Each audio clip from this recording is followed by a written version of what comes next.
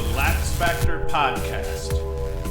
What is up, college lacrosse fans? I am back from my 4-week hiatus caused by work just being way too busy for me to find time to carve out to do the podcast. I even wrote a couple of episodes in that process, and then Sunday hit and I had some work crap drop, or I had to go golfing maybe, I'll admit.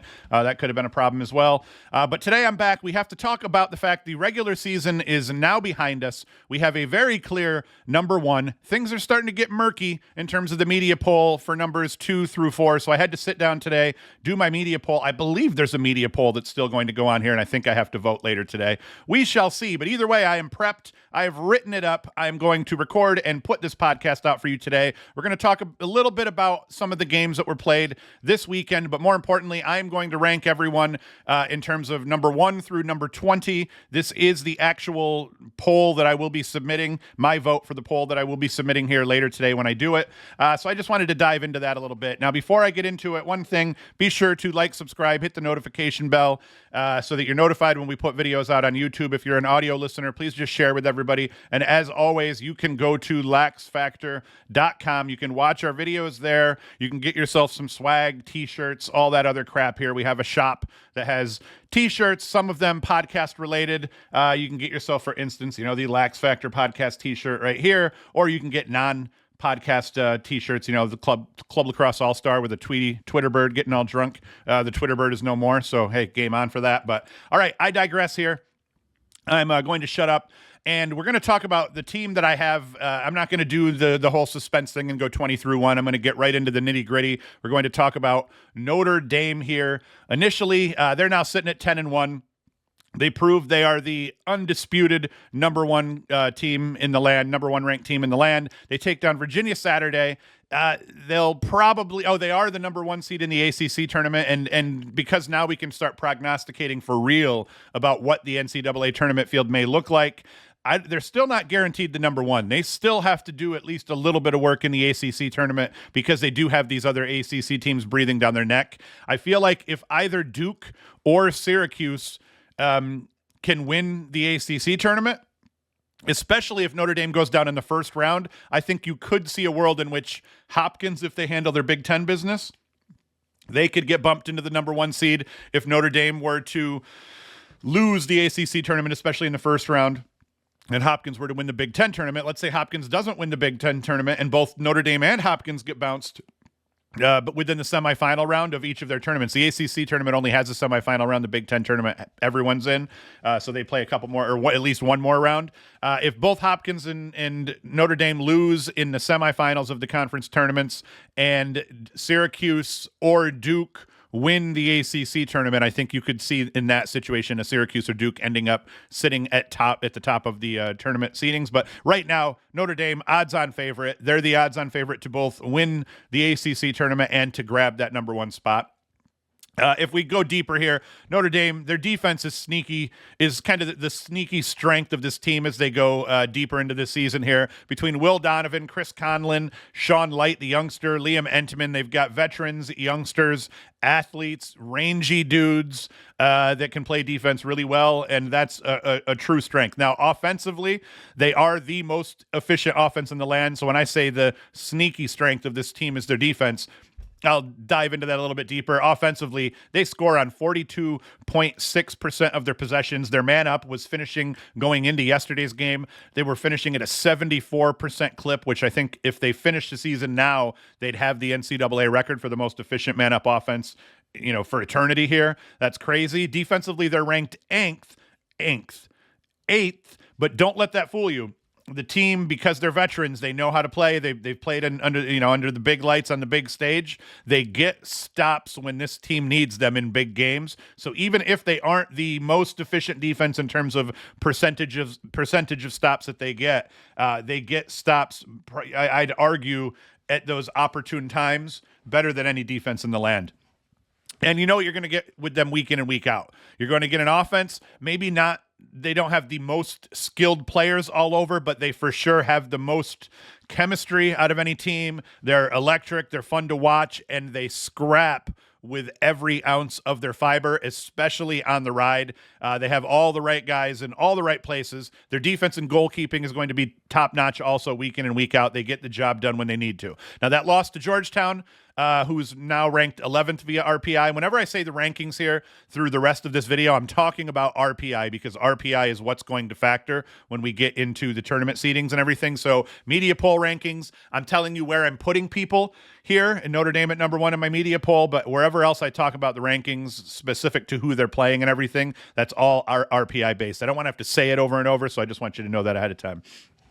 That Georgetown loss, that came at the right time. It's been all but forgotten by myself and everyone else who votes in the media poll. And now Notre Dame, up next for them is Virginia in the ACC tournament. Now let's dive a little bit into the game that they played here this weekend. Peyton Cormier, he's just trashing on people. He has 4 goals on the day. Now, Pat Cavanaugh, he goes 2-2. Devin McClain, which has been excellent here. One of the reasons this Notre Dame offense is so good is because they have guys that can press you on the edge, but then they have a guy like Devin McClain, kind of really good inside, but he can mix it up a little bit and dodge a little bit. And then you got Jake Taylor. They have 2 of the better kind of off-ball guys in the country. McClain, a veteran transfer. Taylor's just been a killer here since he's been at Notre Dame. So they can press you on the edges, but they're really good inside, and that allows people to press more on the edges. It just frees people up because the help cannot be too quick to come. And I think that perfect mix of guys who can finish in and around the cage, they've got guys who can snipe from out top. I think that healthy mix of players here, because Eric Dobson can stretch a defense, the Cavanaugh brothers can both stretch a defense, and they both can get it done in close. So I think that's one of the big things here for this Notre Dame offense. And then in this game, you got Entenmann. He ends up going for 55%. He's his normal self. Matthew Noon's been streaky at the beginning of games. I think he had a better overall game here than he's had the last couple of weeks out. And then at the faceoff dot, Virginia did get it done. Gobriel's been excellent for Virginia, spelling a now retired from college lacrosse P.D. LaSala. He's been great for UVA here, but Will Lynch and company, they did enough that the possession disparity didn't matter, and then they win this game by a small margin here. Now, I just kind of blew it up here, but my number 2 team, it's going to irk some people. I'll get called a homer, but I think I have logic that will back up this pick to the point that people can't chirp me too bad. So I do have Syracuse is going to be sitting in my number 2 spot when I submit the poll. Again, assuming we are submitting a poll today. Kinnear hasn't sent the email out yet.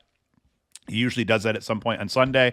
There's no games today either, so there is a small chance there isn't a poll, but we shall see. I keep harping on that point. So yeah, I have Syracuse at number 2.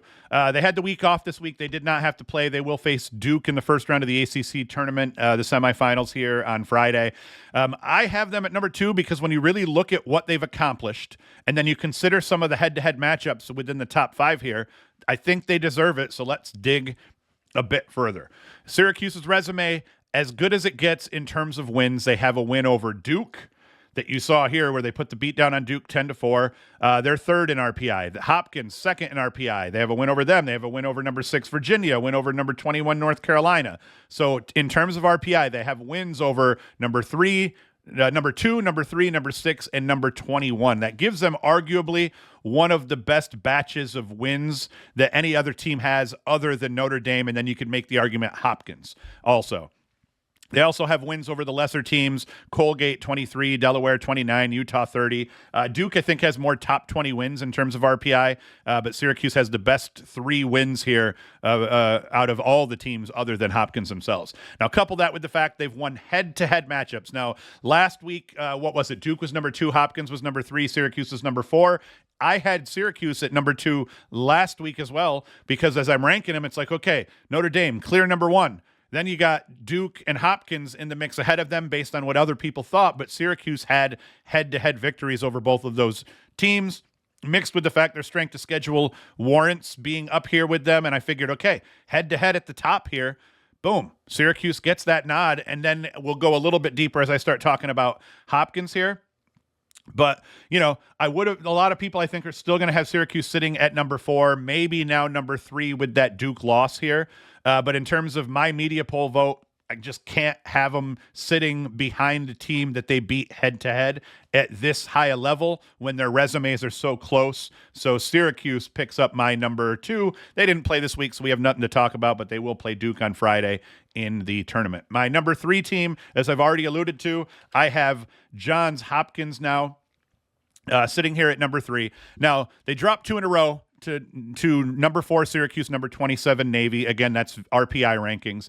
I thought, well, Hopkins isn't as back as we thought after those 2 losses. But then they run the table on the Big Ten, finish the season with 5 straight wins. They're going to have Michigan, I believe, in the first round of the Big Ten tournament. But I mean, they ran the table on the Big Ten. That is something that is very difficult to do. They beat Rutgers, they beat Michigan, eke out a win over Penn State, eke out a win over Ohio State. They beat Maryland by 2. They're now the Big Ten champions, and they are for sure back, like I said, with Michigan upcoming here.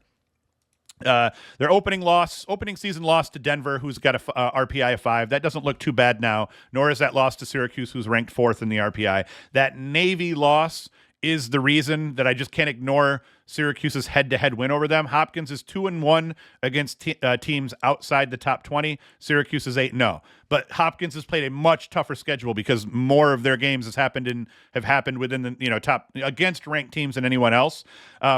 In terms of RPI, but Hopkins is 0-2 against top 5 teams where Syracuse is 2-1. So that mixed with the head-to-head, boom. That's what we have here. Hopkins and Cuse, they're neck and neck. Hopkins has a better RPI. They're ranked 2nd. Syracuse's RPI of 4 is good enough that I'm willing to swap their spots in this poll due to them having the head-to-head over both Hopkins and Duke, the only other 2 teams in the RPI that are ahead of them. Now, I say all that, but with Hopkins, you get a team that has a veteran defense, a goalie that if he gets hot in the tournament at the right time, he can put 20-plus saves up, an offense that's going to fight tooth and nail and can sting you even when they're not playing their best. And I think truly if Jacob Angelis is running around with his hands free in the Big Ten tournament and into the NCAA tournament, look out for Hopkins. So, yes, I have them sitting at number 3. Yes, I believe both Hopkins and Syracuse are back now that we have them sitting at number 2 and number 3, and all should be well in the world. Now, my number 4 team, just looking over to make sure I'm still recording, Duke. I have Duke sitting at number 4 here. Now, on Saturday against UNC, Duke struggled at the faceoff dot badly. Brady Wambach schooled Jake Naso and company. He wins 16 of 24 draws. Naso was just 5 of 20, which is way below his season average and what you would expect out of that killer. So between that huge possession disparity, Brennan O'Neill shot just 2 of 13 on the day. UNC goalkeeper Colin Krieg had himself a solid game, especially over the first 3 quarters. He had 15 saves, a 56% save percentage. Get rid of that 4th quarter, and the kid was probably sitting at 75% up to that point.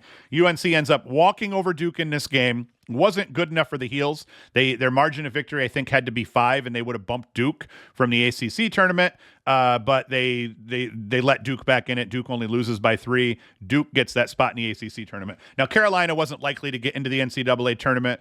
They would have had to win this game, win both games in the ACC tournament, and then I think they could have been like the last team in because that would have given them some really legitimate quality wins. But that is it's not going to happen. Duke gets in the way the ACC tiebreaker works, which it came down to margin of victory. Oh, man, my nose is running here. My allergies are kicking my ass. All right. Their RPI drops down from 1 to number 3 as a result of that loss. Now they have losses to Notre Dame, to Syracuse, to Penn, and to Carolina. So their losses in sequence come to number 1 in RPI, number 4, number 12, and number 21. Now where that loss to Penn was that original hitch in their giddy-up, now this new loss to UNC is the hitch in their giddy-up. And once again, you're like, hey, why didn't I drop them more? They just lost to an unranked team. But I didn't drop them more because they still have wins over Virginia. You know, I mean, this is still a very good lacrosse team with a lot of quality wins. And I think in terms of eye test, in terms of reality, yeah, they didn't play their best game against North Carolina on Saturday. But I still feel like if Duke played the rest of the teams in this field, more often than not, they're going to win. So I probably could have dropped Duke below UVA. This is where things get murky, but their RPI is still crazy. Their quality wins are still crazy. Their worst loss now to UNC, not terrible, but they still have head-to-head over the number 5 team in my poll. Virginia. I had Virginia at number 5 last week. I'm not dropping them a spot for losing to Notre Dame. They put up a solid showing. The issue here is that UVA's lost 3 games in a row now, so I do think you're going to see some people drop them maybe as low as 7, but I'm doing my poll here based on what I think tournament seeding is going to look like, and I just don't see Virginia dropping that much further. I mean, their RPI is number 5. I feel like they deserve the 5 ranking despite losing to Notre Dame here and despite losing 3 straight. And if we dive a little bit into why I've done this, and I'm going to talk about Virginia, my next team, who I have sitting at number 6, and then the team after them sitting at number 7 in this. So I'm going to kind of give away my cards a little bit, but the idea here, bumping Denver and maybe even Maryland ahead of these guys made sense, and a lot of people in the media will do that. The reality, Virginia lost to 3 of the best teams in the country to finish their season out, and I don't believe that implies that Denver is better than them because they haven't shown us, great things lately. That's just not how I roll. UVA's losses to Notre Dame, number 1 in RPI, Johns Hopkins, number 2 in RPI, Duke, number 3 in RPI, and Syracuse, number 4 in RPI. The only teams that have beaten them are the teams that are ranked ahead of them in the RPI, and I believe if they played Denver tomorrow, I think they beat them. They're undefeated against everyone sitting outside the top 4 in RPI. Denver's loss to Yale is far worse than Virginia's worst loss, which is to Syracuse in that light. So, boom. Virginia gets my number 5 spot. Easy peasy. And then that brings me to my number 6 team, which is Denver, sitting at 11-2. Like I said, we talked about it above. Denver, I think, definitely deserves this 6th spot without question. Some would argue they should be number 5. That's fair. For me, their RPI is tight, sitting at 5th. They have the head-to-head over Cornell, who I have sitting right behind them. It was kind of a simple pick for me. Their strength of schedule overall is what gets me. I think they for sure deserve the 6th spot, and they've proven that they can hang with the big boys. They have wins over number 2 Hopkins, number 9 Cornell, number 11 Georgetown. Their only losses to 3 Duke and 10 Yale. That Yale loss at home, probably one they'd like to get back. But this is a very good lacrosse team, getting W's against very solid competition. I think from an eye test perspective, I'm actually surprised how confident I feel putting them in this spot. I am not sure they are truly the 6th best team, and we'll see here as their conference tournament goes on and we get seeded and everything and we get into the first round of the NCAA tournament, but I just couldn't put them below 6th. I couldn't put them at 5th either, but I think 6th is the spot in my heart that they deserve here. All right, next team that we need to talk about here is Cornell. And again, some of these teams have played games, and I'm not talking about them because right now all of the regular season doesn't matter, and what we really have to look forward here now is conference tournaments and tournament seedings. So I'm definitely more focused on where these teams all sit after yesterday, more than I want to even talk about what they did yesterday, except for where it merits it. Cornell, number 7. I did have them sitting at 8 last week, or at one point last week, but after comparing their resume to Maryland's, I bumped them to number 7 on top of the Terps here. Cornell's losses are to Denver, 5, Penn State, 8th, and Penn, 12th, and then Notre Dame, the number 1 team in the country. That doesn't look too bad, unless you look at that Penn State margin. That Penn State margin was a 20-9 loss. Penn State beat the Big Red 20-9, but they've got wins over number 4 Syracuse, number 10 Yale, number 13 Princeton, number 18 Harvard, and number 20 Ohio State, and that just gives me the feeling that they deserve to be rewarded for that over Maryland here. If we compare, and this the real kicker between Cornell and Maryland for me, both of their best wins are against Syracuse. Cornell's worst loss is against number 12 Penn, whereas Maryland's worst loss is to Michigan, who I think was ranked like 16th or something like that. So that's really what allows me to give that nod to Cornell over Maryland, even though Penn State is in this 3-team mix as I get here and talk about it. So my number 8 team, as I said, is Maryland, sitting right behind number 7 Cornell. I originally had this swapped, but like I said, that they're both of their best wins are against Syracuse, and then Maryland's loss to Michigan is what gets me overall. So that's it. Maryland does have a slightly better strength of schedule, but if we're kind of playing that what have you done for me lately game, I think Cornell, they've got wins against ranked conference foes, while Maryland has lost to their, to Hopkins in terms of winning the Big Ten. So, if Maryland had beat Hopkins, boom, no brainer. Maryland's now sitting at maybe even number 6, maybe even number 5. something like that, but they didn't. They lost to Hopkins, and now Maryland's going to face who? Penn State in the first round of the Big Ten tournament here. And then that brings me to number 9, and this is where we have that conundrum between 7 and 9. Penn State holds that head-to-head win over Cornell, and it was an absolute beatdown, but Penn State lost to Colgate to open their season up, so their worst loss is to number 23 in terms of RPI, Colgate.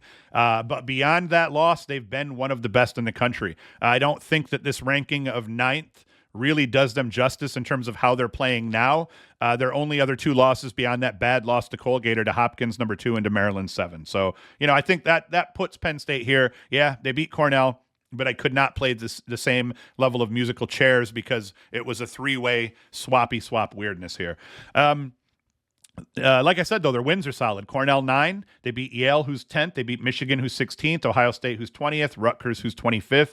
This is a team that very easily could, you could plug them in at number 6. The problem just being teams ahead of them have more quality wins. It's complicated with that head-to-head, but over Cornell, but screw it. I've said that enough. I'm going to stop talking about it. And Penn State is my number 9 team. Now my number 10 team, and Penn State actually had a pretty good win over Rutgers here yesterday. TJ Malone has been a killer here this season, 4-3 on the day. But the real strength of Penn State is Frasian. He goes for 69% between the pipes here, 18 saves. If Frasian is hot, Penn State can beat anyone in the country, plain and simple. Can beat anyone in the country. If we kind of go down here and we look at his stats to finish his season out, no goaltender is hotter. He has that game against Ohio State where he dips below 47%, and he hasn't been below 55% for the rest of the year, which is actually crazy. I don't think this game's been played yet, so I don't know why that game is sitting here. But yeah, 61% yesterday, and actually it said 59% in what we looked at before. So I don't even know how accurate these stats are. But anyway, what is true and what is accurate is Jack Frasian is playing like a goddamn animal at this point, and he's going to make Penn State a very dangerous draw in the NCAA tournament. They don't need to win the Big Ten tournament to get themselves a ticket punch to the NCAA tournament. I think just win that first round game, and I think Penn State's in. And now I haven't talked about whether or not a lot of these teams that I've spoken of so far are getting in or not, because I think every team that I've spoke about so far, whether they win their conference tournament or not, I think will probably get at-large bids. I'll do a much deeper dive into that as we get closer after a conference tournament start next week.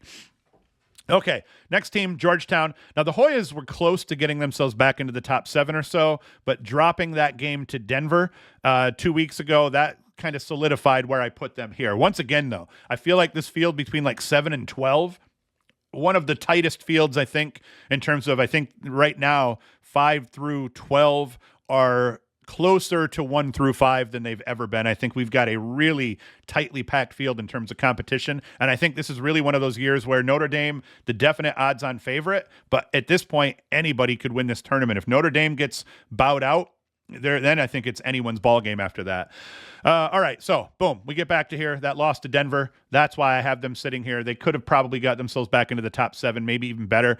They do have a win over number 1 Notre Dame. That is an insane victory to have on your resume. Where the Hoyas lost me was that Denver loss mixed with the fact that their overall strength of schedule just not great. Sitting at, I believe, 20th in the country right now. And their wins overall just not good enough for me to bump them over anyone else. They have wins over Penn, who's 12th in RPI, Loyola, who's 19th.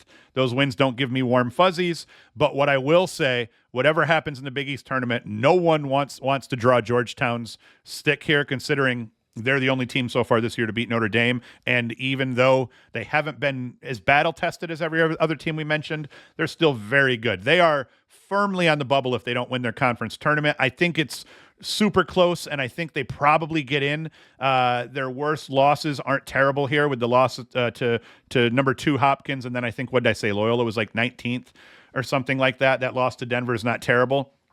So I think if they don't win their conference tournament, they're on the bubble, and they have a very good chance of getting in still. Probably they get in. Number 11, my number 11 team is going to be Army, who just beat Loyola yesterday. Much needed win for Army here. They still got to win their tournament and all that crap, but this was a definite resume booster for them. Loyola is sitting in the top 20 in terms of RPI, so it will count as a quality win, all that crap. Reese Burritt goes 4-1. Evan Plunkett's had a great season. He goes 3-1. In terms of Cage, Sean Byrne, 56% between the pipes. Let's see here what Will Coletti did. 64% at the faceoff dot. Army's been good. And like I said, what sinks Army for me in terms of just I'm not going to have them higher. They lost to Colgate, who's 23rd, Boston U, who's 24th, mixed with the fact that they're playing a very down overall Patriot League in terms of RPI. Their SOS is getting dragged down to 31. So a part of me wanted to put Princeton at 11 ahead of Army and bump Army down to 12, but Princeton lacks that signature win, which Army has due to their win over Syracuse at 4. So Army gets the 11th spot for me.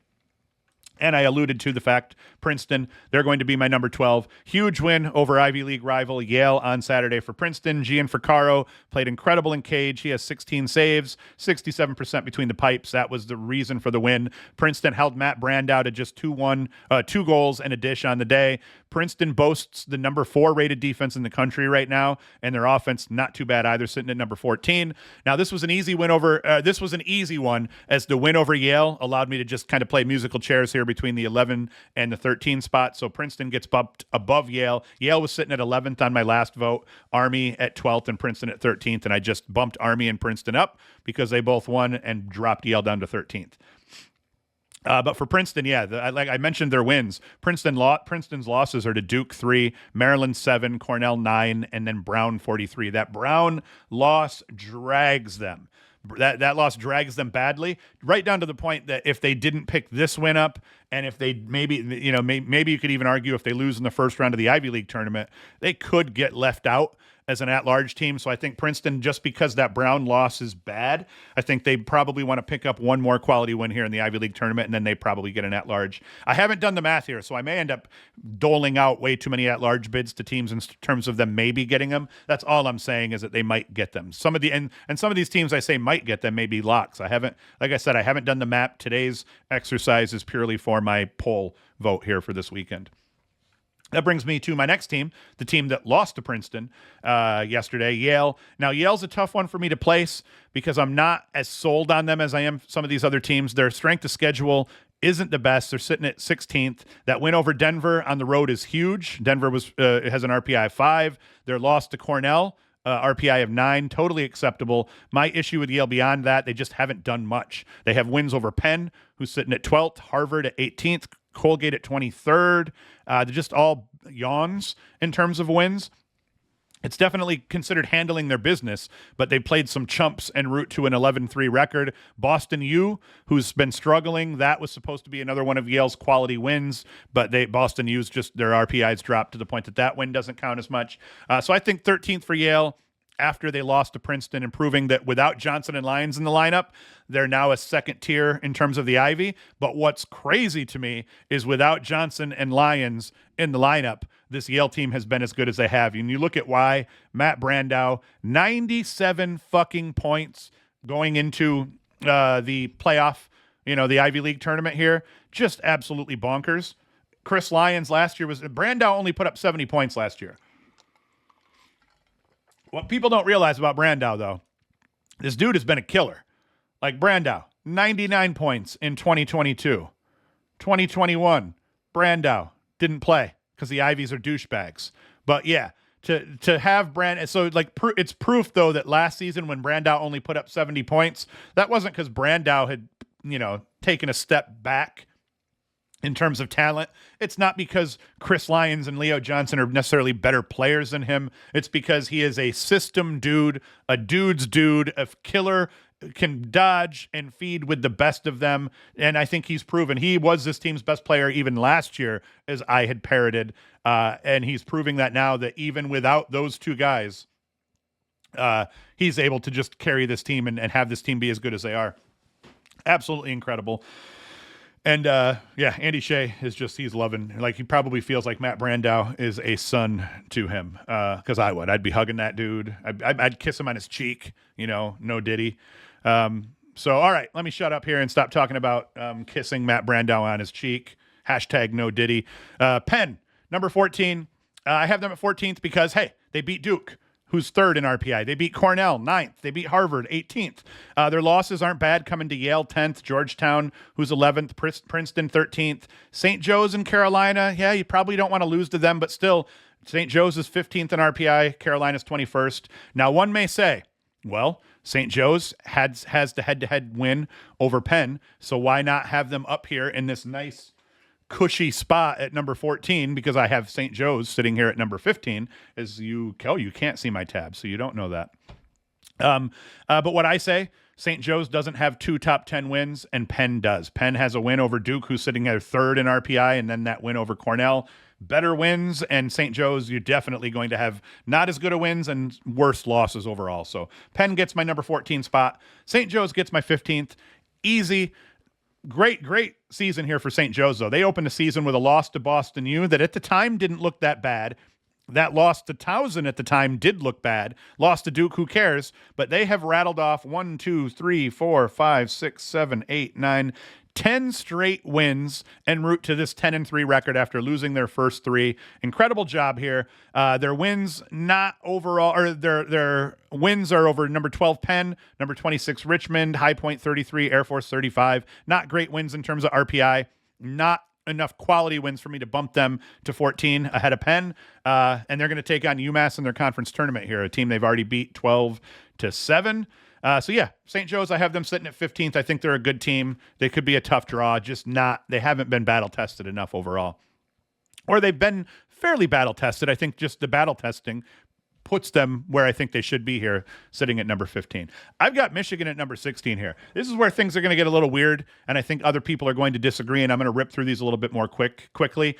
I have Michigan at number 16. They beat Maryland, who's ranked 7th in RPI, Ohio State 20. They handled their business and beat some decent teams. Their losses are to Notre Dame, Hopkins, so number 1 and 2 in terms of RPI, Virginia, Penn State, Harvard, and Rutgers. I mean, you can't be too mad at them for that. That Rutgers loss is, I'm sure, one they'd like to get back, but either way, this is a good lacrosse team that actually played a tough schedule for a change. The last 2 seasons, they've tested themselves more than they traditionally had, and I think they've come out well. I'm rewarding them for it by giving them the 16th spot in my poll, because I think they're a quality team. There's going to be teams out there that will have better records, but I don't think they ran the gauntlet that Michigan did. Towson, other people are going to have these guys way higher. I'm still just not seeing it. Now, I'm a much more of a believer than I was before, especially after they get this win over Delaware yesterday or Friday night, I think it was actually here. So, yeah, they're winning me over a little bit, but still, their best win, St. Joe's 15th, Navy 27th, and Delaware 29th. Their losses are what are kind of making me feel much better, and I think maybe they do deserve to be up a little bit more in the rankings. Their losses to Hopkins, Virginia, and Loyola. But yeah, 17th I think is fair. I don't think anyone's going to chirp me for putting them there, and I think you might see people pop them even into the 14th or the 15th spot. What were they? I don't have it up here. Yeah, I do. Yeah, they had them at 15th already, so you might even see some teams put them. I don't think they're going to go up any higher, so I think 15th is where they'll probably stay, but I don't see it. I think Michigan is still a better team. I think St. Joe's is still a better team, unless I'm wrong, and maybe they beat one of these teams, but I don't know. Oh, yeah. Towson beat St. Joe's, so you can make the argument maybe I should have swapped those 2 spots, but I'm not, man. I'm sticking to it. I'm sticking to my guns here. And you know what? I haven't submitted this vote yet, so now that I'm talking about this out loud and I'm seeing this, you may very well see me by the time I get to my vote. I may actually bump Towson to 15th, and I might bump St. Joe's down to 17th. We're going to see. The reason I don't do that, though, yeah, I don't know. Shit, man. Now I'm thinking. Okay. And then we keep going deeper. Let's go deeper. After Towson, I've got Richmond sitting at 18th, and I've got Harvard sitting at 19th. I think a lot of people are going to bump Harvard right out here. But when you look at my argument for them, they beat Michigan 16th, Bryant 32, Providence 34. But in their losses all came to high-ranked teams in terms of RPI. I'm highlighting these as if you can see them here in my notes, and you can't. So yeah, their losses were to Virginia 6, Cornell 9, Yale 10, Penn 12, Princeton 13. So Richmond's losses are even better than Harvard's, which is why I still do have Richmond above Harvard and everything like that. And then my 20th team, I don't have one yet, guys. I have to really figure this out here. I'm kind of torn in terms of who I'm going to put at 20. I had Delaware there, but now their loss to Towson has me wondering. So I'm between maybe Utah, Jacksonville, maybe not even bumping Delaware out of the mix here. So I don't know who I'm going to do for 20 yet. It's going to be somebody, and we'll see what's up. Now, guys, I apologize here. To be real, the hiatus here, that 4 weeks I took off, that's the most I've ever taken off in season in like 4 years, 5 years, pretty much since I've been doing this. Work has just been crazy. I have intentions every weekend of sitting down by Sunday morning and recording something. I just find myself so beat down and tired at times when I hit Sunday. And I'm working so much during the week that, I'm having a hard time saying, hey, I'm going to spend 5 hours this week away from my family, tucked away into the office that I spent 50 or 60 hours in already. It's just hard for me to get down here and actually get this done on Sunday. So I got to look out for myself. I got to make sure I'm not a rolling stone to my kids and everything like that, coupled with the fact that it does get frustrating putting a podcast out on a Sunday only to have it get flagged and have the copyright holder of whatever highlight I included take all of that revenue. So that's the other thing that you're probably going to see, at least for the podcast portion here where I'm doing the podcast. It's not worth it for me to sit here and do the podcast if it's going to get flagged and all the revenue for that podcast is going to go to ESPN or whoever. Now, and I'm not complaining about that, rightfully so. I mean, I'm using their footage in the show. They don't flag me. They don't give me copyright strikes. They just take the revenue and let me go on with business. But, maybe I make $7 on that video from YouTube and $4 on that video from Spotify. That I'll sit down here on a Sunday morning for $11 and then a t-shirt sale or two, because at least I'm getting something out of it. When the videos are getting flagged, then I'm getting $2 for the video and then one t-shirt sale or two. It's just like, I don't get out of bed for work in the morning for less than $100 per hour. So why am I going to come down here and spend 5 hours for $1 per hour? It just makes it very difficult to do at times when I'm already beat down and tired. So I apologize for that hiatus. The reason I actually got up and crawled out of bed and did it today is because so many people have hit me up over the last 3 weeks, and it kind of came to a head this weekend where 5 or 6 people I'm used to the regulars hitting me up for the first 2 or 3 weeks. The guys that have been here watching the show for 4 or 5 years, they hit me up a lot, and that's one thing. And I'm used to those guys chirping, and I'm glad that they're all there and that they actually give a shit enough to do it. But this weekend, where I had a bunch of people that I did not recognize the names necessarily as regulars, a couple of people hit me up, asking me about the hiatus, making sure I was okay. And then they just went out and bought t-shirts. So it's like those people realizing like, hey, you know what? There is a hole that I'm filling in terms of this. I'm not for everybody, but enough people pay attention and have been loyal that I got to get off my ass here, and I'll finish the season out for you guys. And that's it. So, hey, if you want to help out though, go to LaxFactor.com, buy a t-shirt. It'll make it a little bit easier for me to get up in the morning and do this when, I'm making more than $7 per show or something like that. So that's it. We got some crazy lacrosse here upcoming this week with the conference tournaments. I might even get off my ass and do a preview show, but rest assured, I know I've said it a bunch, but next Sunday I will be sitting right here ready to do a kind of conference tournament weekend recap. Might even get bumped to Monday because I think some of the conference finals games are going to be on Sunday. So let's say probably Monday, but I'll let you guys know on Twitter what's up. And again, I am sorry for the hiatus. I had to take it. There was no way around it. And I'm thankful to all you who are tuning in and everything like that. And that's it. We'll figure out a way to make this more sustainable next year. I think just doing the podcast without highlights, though, is going to be the winner because it requires the least amount of effort. Cutting a video together after I record the audio parts and putting all those highlights in, that adds another 2 or 3 hours to the mix. So, my time spent all in today, by the time this is uploaded to YouTube and you're watching it, will be about 2.5, 3 hours. I can do that on a Saturday, but it's that 5 or 6 hour grind where I'm including highlights that gets me. So, all right, I've rambled enough here. I'm going to shut the hell up here. 38 minutes of me just talking incessantly into a microphone. It'll be interesting to see what the feedback is on this one. But again, hey, thank you for watching. Thank you for listening. Go to LaxFactor.com to support us. And Hoost is out. The LaxFactor Podcast.